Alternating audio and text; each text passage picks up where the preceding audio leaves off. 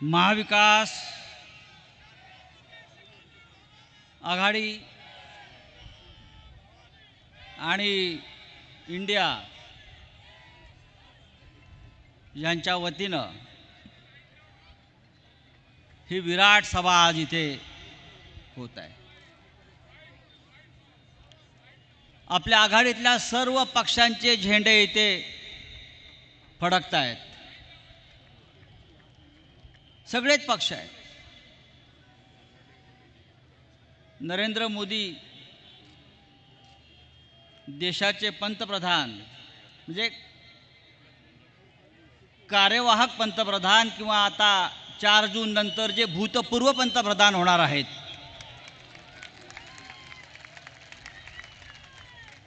त्यांची आज मुंबईत सभा आहे। मला कोणीतरी सांगितलं ही शेवटची सभा आहे। गेले काही दिवस त्यांचा मुक्काम तसा महाराष्ट्रातच आहे। मुंबईत वारंवार येत आहेत, रस्त्यावर फिरतायत, गल्लोगल्ली फिरतायत। एक लक्षात घ्या मोदीजी, आम्ही तुम्हाला रस्त्यावर आत्ताच आणलेला आहे आणि 4 जून नंतर तुम्हाला तुमचा आवडता झोला घेऊन हिमालयात लागेल अशी व्यवस्था हा महाराष्ट्रच करणार आहे। या महाराष्ट्र ओळखत नाही, हा छत्रपती शिवाजी महाराजांचा महाराष्ट्र आहे। या महाराष्ट्राशी तुम्ही पंगा घेतलेला आहे आणि हा पंगा तुम्हाला आता महाग पडल्याशिवाय राहणार नाही। ही आजची सभा मोदींना गॅरंटी देते। मोदी सगळ्यांना गॅरंटी देत असतात। ही आजची सभा नरेंद्र मोदींना गॅरंटी देते, मोदी जी आप तो गयो, आप तो गयो। मोटा भाई, छोटा भाई, गांडा भाई, काय मोटा भाई, छोटा भाई, गांडा भाई, हा भाई, तो भाई, 4 जून नंतर कोणी राहत नाही। अरविंद केजरीवाल येतील, तुरुंगातून सुटून ते येत आहेत। त्यांच्याबरोबर संजय सिंग तेही तुरुंगातून सुटून आलेले आहेत आणि हे संजय राऊत सुद्धा तुरुंगातून सुटून आलेले आहेत। आता तुरुंग तुमची वाट पाहिल। तोच तुरुंग, ती चिडी, तो सीबीआय, त्याच कोठड्या आता भारतीय पक्ष असेल, त्यांच्याबरोबरचा बाजार असेल, ते आता सगळं तुमच्यासाठी आहे।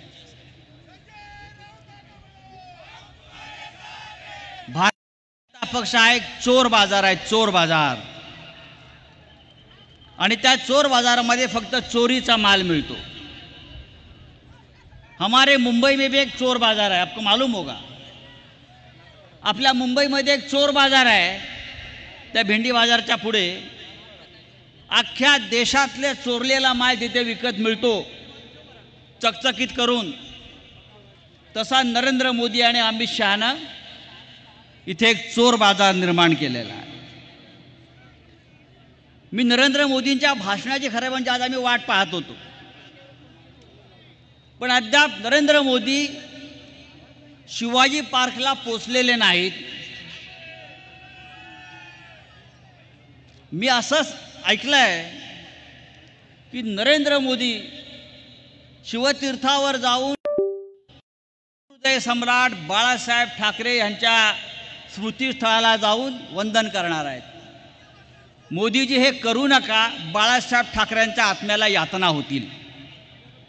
ज्या मोदीनं शिवसेना माननीय बाळासाहेब ठाकरेंची शिवसेना तोडली फोडली विकत घेण्याचा प्रयत्न केला आणि उद्धव ठाकरे यांच्या नेतृत्वाखालील बाळासाहेब ठाकरेंच्या खऱ्या शिवसेनेला नकली शिवसेना म्हणण्याचं पाप केलं. अशा मोदीनं बाळासाहेब ठाकरे यांच्या स्मृतीस्थळावर जाऊन दुसरं मोठं पाप करू नये. बाळासाहेब ठाकरे यांचा आत्मा तुम्हाला शाप दिल्याशिवाय राहणार नाही आणि हा शाप तुम्हाला आधीच दिलेला आहे, लक्षात घ्या. नरेंद्र मोदी, अमित शहा आणि त्यांचे सगळे झुटों के सरदार यांनी गेल्या 10 वर्षामध्ये या देशामध्ये फक्त विष पेरण्याचं काम केलं. नरेंद्र मोदींनी काय केलं या देशासाठी? नरेंद्र मोदींनी या भारताला एक नवा मंत्र दिला. हा नवा मंत्र काय? या देशामध्ये एक नया मंत्र दिया नरेंद्र मोदी जी ने.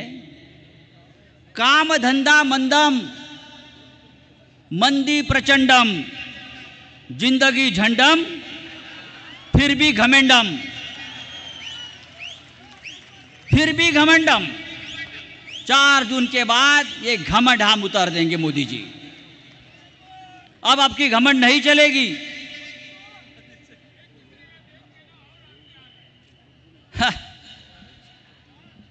भारतीय जनता पार्टी आणि या महाराष्ट्रामध्ये नकली शिवसेना मिंदेची आणि अजित पवारचा राष्ट्रवादी काँग्रेस हे या महाराष्ट्राच्या मातीत निर्माण झालेलं पाप आहे. काय कालपर्यंत ज्या अजित पवारला आपण भ्रष्टाचारी म्हणून चक्की पिसिंगला पाठवत होतात त्याचं किसिंग आज मोदी घेत आहेत. हा मिंदे आणि त्याचे 40 लोक सगळ्यात मोठे भ्रष्टाचारी, त्यांना तुरुंगात टाकायला निघाला होतात. आज ते आपल्याबरोबर आपल्या व्यासपीठावर आहेत.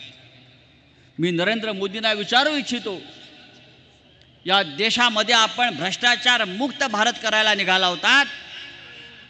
आज भ्रष्टाचार हाच तुमचा मंत्र झालेला आहे. भ्रष्टाचार करा, व्यभिचार करा, बलात्कार करा आणि भारतीय जनता पक्षामध्ये येऊन सत्ता मिळवा, अशा प्रकारचा एक संदेश आपण दिलेला आहे. हा देश हे सहन करणार नाही. महाराष्ट्रामध्ये माननीय उद्धव ठाकरे यांच्या नेतृत्वाखाली उत्तम चाललेलं सरकार यांनी पाडलं. कारण काय? तर आम्हाला विकास करायचा. विकास 2 ओळी तुम्हाला मी सांगतो. यांचा विकास कसा? दुसऱ्याची पोरं मांडीवर घेऊन यांना विकास करायचा आहे. नागपूरचा थकला म्हणून ठाण्याचा आणला. त्याच्याकडून होईना म्हणून बारामतीचा बघितला आणि तोही पुरेना म्हणून नांदेडवाल्यांचा हात धरला आणि तरीही कमळाबाईच्या पोटी विकास काही जन्माला येत नाही. अशा प्रकारचे नामर्द लोक या महाराष्ट्रावर राज्य करताना मला दिसत आहेत. नरेंद्र मोदी असतील किंवा त्यांचे लोक असतील, गेल्या 10 वर्षात मुंबईची, महाराष्ट्राची त्यांनी प्रचंड लूट केली. आज ते महाराष्ट्रामध्ये कशा करता येत आहेत? उद्या त्यांना पुन्हा सत्ता हवी आहे.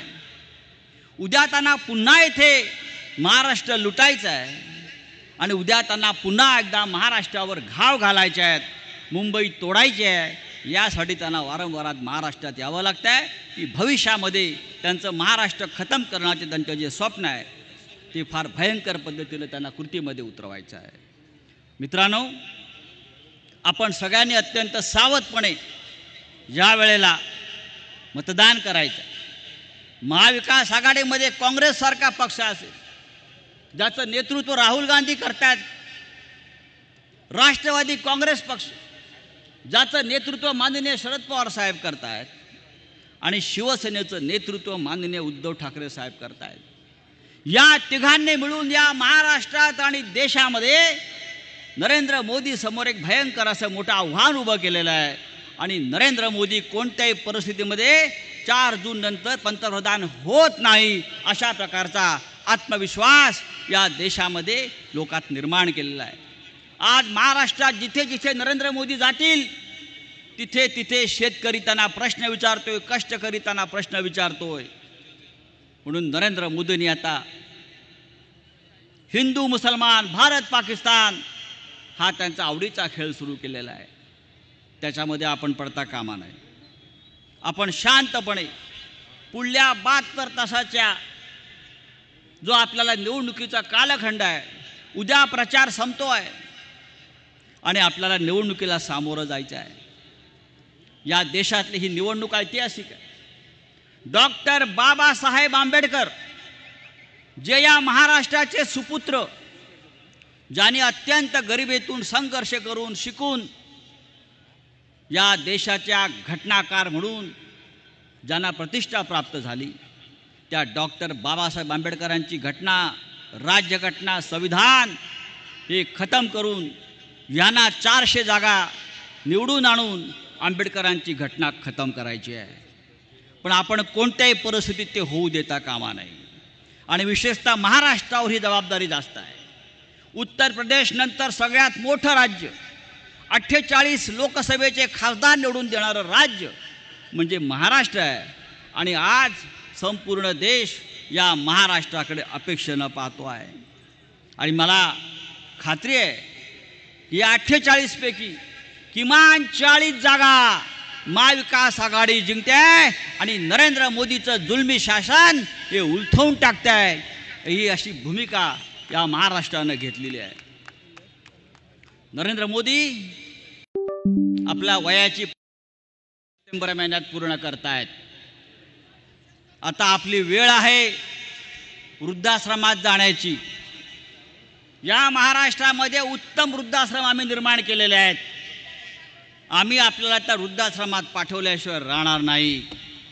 आणि आपण तिथून त्यानंतर हा देश कशा प्रकारे आम्ही चालवतोय आणि पुढे नेतोय हे आपल्याला पाहता येईल.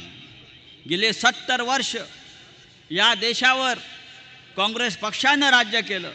काही काळ अटल बिहारी वाजपेयी प्रधानमंत्री होते आणि प्रत्येकानं या देशाचा संविधानाचा आत्मा जपण्याचा प्रयत्न केला. पण आज ही वेळ आलेली आहे की नरेंद्र मोदींची 10 वर्ष ही या देशामध्ये फक्त विष पसरवण्यासाठी निर्माण झाली आणि ही विष आता आपण संपवलं पाहिजे. जाता जाता मी इतकं सांगेन, कवी दुष्यंत यांच्या 4 ओळी फार उत्तम आहेत, त्या नरेंद्र मोदींनी सुद्धा ऐकाव्यात. कैसे कैसे मंजर सामने आने लगे हैं, कैसे कैसे मंजर सामने आने लगे हैं, गाते गाते लोग चिल्लाने लगे हैं. अब तो इस तालाब का पानी बदल दो, ये कमल के फूल मुरझाने लगे हैं, ये कमल के फूल मुरझाने लगे हैं. या देशामध्ये कमळाबाईचा आता नाश होण्याची वेळ आलेली आहे. आणि मी खात्रीनं सांगतो आपल्याला की महाविकास आघाडी, इंडिया आघाडी हे या देशातले आणि राज्यातले पुढले राज्यकर्ते आहेत. मी पुन्हा एकदा या मुंबईकरांना आणि महाराष्ट्र जनतेला आवाहन करतो की आपण जास्तीत जास्त जागा या महाराष्ट्रातून संसदेत निवडून पाठवाव्यात आणि या देशामध्ये नरेंद्र मोदीचं हुकुमशाही शासन उलथवून टाकावं. जय हिंद, जय महाराष्ट्र.